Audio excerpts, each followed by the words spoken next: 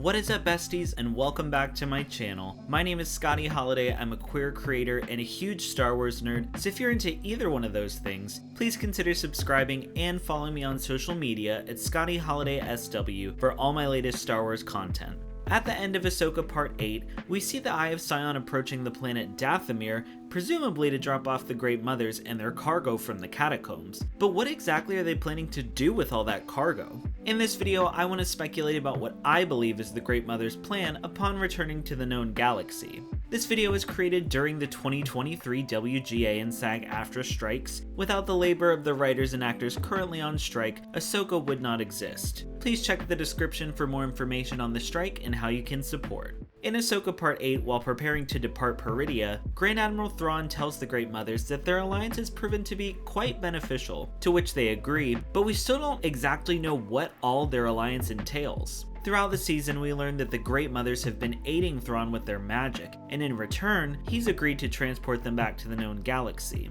But what's most curious about their agreement, and the part we know the least about, is the cargo from the catacombs that they're bringing along for the ride. Originally, I believe the cargo containers were holding dead Stormtroopers, and then eventually dead Nightsisters that the Great Mothers would reanimate to assist in Thrawn's cause. But after Ezra's line about awakening in the finale, I believe these containers are actually holding dathomir cursed in a sleep-like state. During Part 8, Ezra explains that after they arrived on Peridia, Thrawn discovered the dathomir fortress and woke up the Great Mothers. During my second watch of the episode, this line really stood out to me since it implies the Great Mothers were in some form of sleep-like stasis until Thrawn awakened them. This then begs the question, who or what caused their slumber?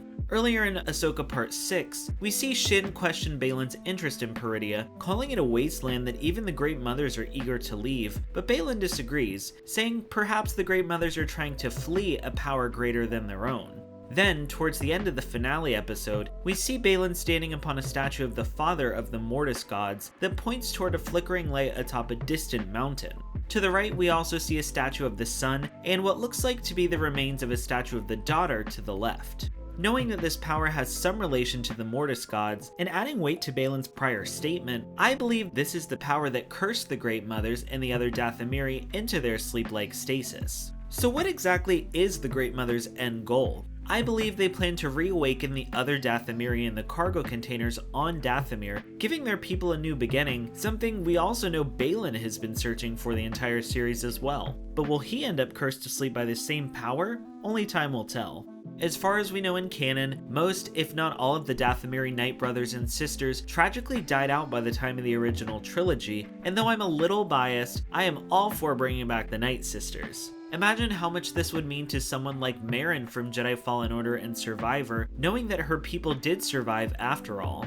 Now don't get me wrong, I'm sure we'll see reanimated Nightsister zombies in the future, and as much as I love the spooky side of Star Wars, I'd much rather see my Nightsisters alive.